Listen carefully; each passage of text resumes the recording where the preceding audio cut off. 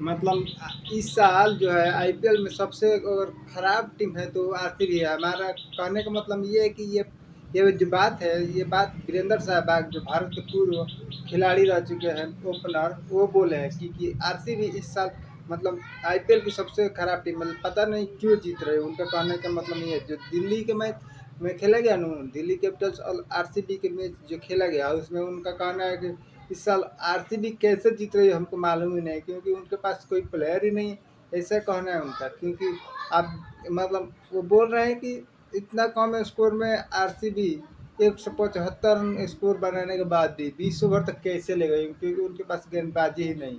आप खुद बताइए, मतलब कोई टीम एक बार मतलब अच्छा नहीं खेलेगी तो आप उसको पूरी तरह से ऐसा बोलेंगे कि वो अच्छा ही नहीं है इस टीम में, ऐसा कैसे हो सकता है।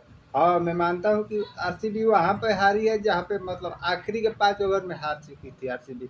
क्योंकि जब आरसीबी पहले बल्लेबाजी कर रही थी उस वक्त आरसीबी का स्कोर 15 ओवर में 147 रन था आरसीबी का। और आखिरी के 5 ओवर में मतलब वो रन ही नहीं बना पाई, मतलब बॉल जितना बॉल होता है उससे भी कम रन बनाई। और उसका मुख्य कारण था जितेश शर्मा, जो कि 20 गेंद में मात्र 14 रन बनाए थे। और ऐसे में इसका अर्थ यही हुआ कि वो आरसीबी हार गई। अगर आरसीबी इस मैच को हारने में अहम योगदान कोई है तो वो है जितेश शर्मा, कि वो 20 गेंद में 14 रन और 20 गेंद में 22 रन भी बना दिए होते तो आरसीबी शायद आज इस मैच को जीत जाती। और वीरेंद्र सहवाग जो कि ये मजाक नहीं उड़ा पाते आरसीबी का, कि आरसीबी जो है इस साल सबसे खराब टीम है आईपीएल का। और वो इसलिए सपोर्ट करते हैं ना दिल्ली का, क्योंकि वो दिल्ली के भी हैं और दिल्ली के पूर्व कप्तान रह चुके हैं। और आरसीबी उनको भाव नहीं देती है किसी भी मतलब एंगल से, क्योंकि वो कोच के लिए भी अप्लाई किए थे एक समय, तो आरसीबी ने उनको मना कर दिया। और आरसीबी टीम मतलब उसको कुछ समझती ही नहीं, इसलिए वो आरसीबी का मजाक उड़ाते हैं हमेशा के लिए। और लगता है कि मतलब इस साल भी उनको लगता है कि आरसीबी कुछ कर नहीं पाएगी, लेकिन वो गलतफहमी में है कि आरसीबी मैनेजमेंट कुछ खास कर रही है। लेकिन इस बार वो चूक गई, क्योंकि जितेश शर्मा जो कि पिछले साल आप लोग भूल गए होंगे शायद, या याद होगा तो अच्छी बात है। आरसीबी फैंस के लिए मैं बताना चाहता हूँ कि आरसीबी जो फाइनल जीती है उसमें जितेश शर्मा की अहम भूमिका है। आप लोग याद होगा कि आरसीबी और एलएसजी के बीच जो मैच हुआ था उसमें अगर एलएसजी जीत जाती तो आरसीबी क्वालिफाइड वन नहीं खेल पाती, और क्वालिफाइड वन नहीं खेलती, एलिमिनेटर खेलना पड़ता तो आरसीबी हारती तो वहाँ पर फाइनल में नहीं पहुँचती। और डायरेक्ट क्वार्टर फाइनल की तरह एक मैच होता है उसमें खेलना पड़ता आरसीबी को। और आरसीबी फाइनल में पहुंचने के लिए 2 मैच जीतना पड़ता तब जाकर वो फाइनल में पहुंचती। लेकिन यहाँ पर बात यह है कि क्वालिफायर वन में लाने के लिए जितेश शर्मा ने आखिरी में जो पारी खेली थी 80-75 रन की, जो एलएसजी के खिलाफ पिछले साल, और उसी की वजह से आरसीबी फाइनल पहुंची थी। और फाइनल में भी आरसीबी की ओर से जितेश शर्मा ने ही 180 के करीब पहुंचाया था, तब जाके आरसीबी पंजाब के खिलाफ फाइनल जीती थी। लेकिन कुछ लोग जो है चमचे की तरह काम करते हैं कि आप अच्छा खेल रहे हैं तब तक आपका पीआर होगा, और जिस दिन आप बुरा खेलेंगे उस दिन आपको लोग ट्रोल करेंगे। एक मैच आपका बुरा किया गया, आपको लोग पूरी तरह ट्रोल करने पड़ेंगे। और ऐसे में लग रहा है कि आरसीबी जो कि कुछ खास नहीं कर रही है, लेकिन कर रही है। उनकी जगह पर आप जितेश शर्मा की जगह पर लाइए वेंकटेश अय्यर को, और रोमारियो सेपेट की जगह लाइए वो क्या बोलते हैं, जैकब पथल को लाइए, जो कि अच्छा खेलेंगे। अगर आपको फिनिशर चाहिए तो कोई और देखिए जो कि अच्छा है। लेकिन यहाँ पर अगला मैच जो है वो काफ़ी इम्पोर्टेंट है, और उस मैच में अगर जितेश शर्मा को एक बार और मौका दिया जाता है तो अच्छी बात है। लेकिन उस मैच में भी अगर परफॉर्म नहीं कर पाते जितेश शर्मा तो उनकी जगह पर लाइए वेंकटेश अय्यर को लाइए, क्योंकि यह आखिरी मतलब है। इसके बाद फेज 2 चालू होगा, और उस मैच में अगर आपको 1-2 फिनिश करना है तो जीतना जरूरी है। अब 6 में से 4 मैच जीते हैं अच्छी बात है, लेकिन 2 मैच हार भी गए हैं। और 2 मैच ऐसी टीमों से हारे हैं जो कि कुछ खास नहीं है इस साल आईपीएल में। आरसीबी जो 2 टीमों से हारी है उसमें राजस्थान और दिल्ली कैपिटल्स है, जो कि दिल्ली मतलब एक मजबूत टीम नहीं है, वो कुछ खास उनका बॉलिंग यूनिट नहीं है और गेंदबाजी कुछ खास नहीं है। लेकिन कल के मैच में पता नहीं आरसीबी बल्लेबाजी को क्या हो गया था कि आखिरी के 5 ओवर में 29 रन ही बना पाई, उसमें से जिसमें से 19वां ओवर में मात्र 2 रन आया था। 19 ओवर जो कि मतलब एक बोला जाता है T20 में 19 और 20 2 ओवर में आपने अगर अच्छा फिनिश कर दिया तो आप एक अच्छे फिनिशर करके आप मैच को अपने पक्ष में कर सकते हैं, टारगेट जो है अच्छा ला सकते हैं। लेकिन आखिरी के 2 ओवर में मात्र 10 रन आए थे आरसीबी का, 19वां और 20वां वहीं पे हार गई। और आरसीबी जब बॉलिंग कर रही थी तो आखिरी के 2 ओवर में 30 रन चाहिए थे, वहीं पे अगर 20 रन भी बनाई होती तो 40 होता तो आरसीबी शायद जीत जाती। और वीरेंद्र सहवाग को ये कहने का मौका नहीं मिलता। फिलहाल देखते हैं कि क्या होता है अगले मैच में आरसीबी के लिए। वहीं पर बात करें Chennai super Kings, Chennai super Kings पता नहीं इस साल किस लय में खेल रही है कि उनका मैच ही नहीं मतलब समझ में आ रहा है कि वो अच्छा खेलेगी या फिर केवल मनोरंजन के लिए इस साल आई है।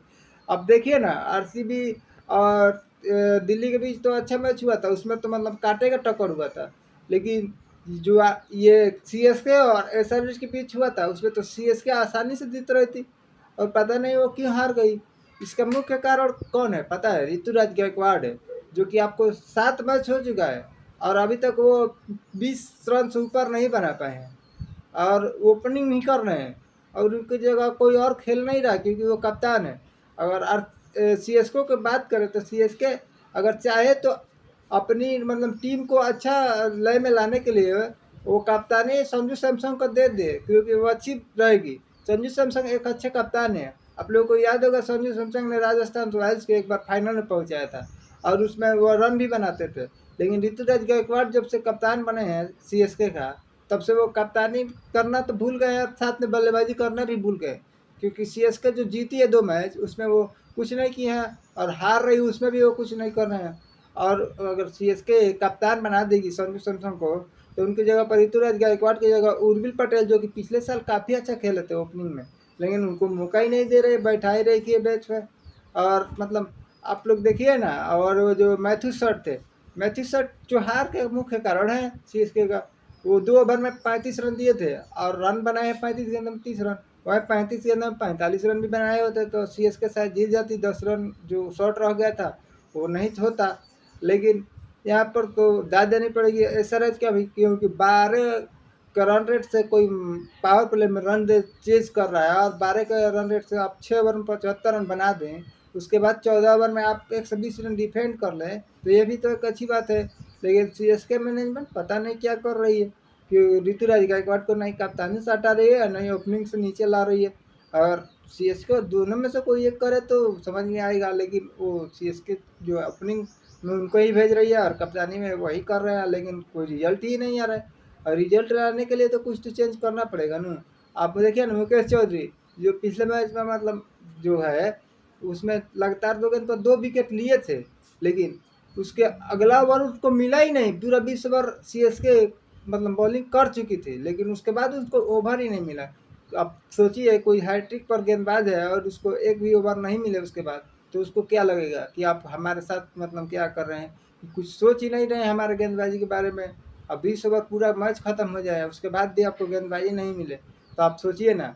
लगता है कि मतलब आरसीबी और सीएसके इस साल मूड बना के आइए कि अपने मन क्या करेंगे। लेकिन देखते हैं फिलहाल अगला मैच में वो किस तरह से खेलते हैं।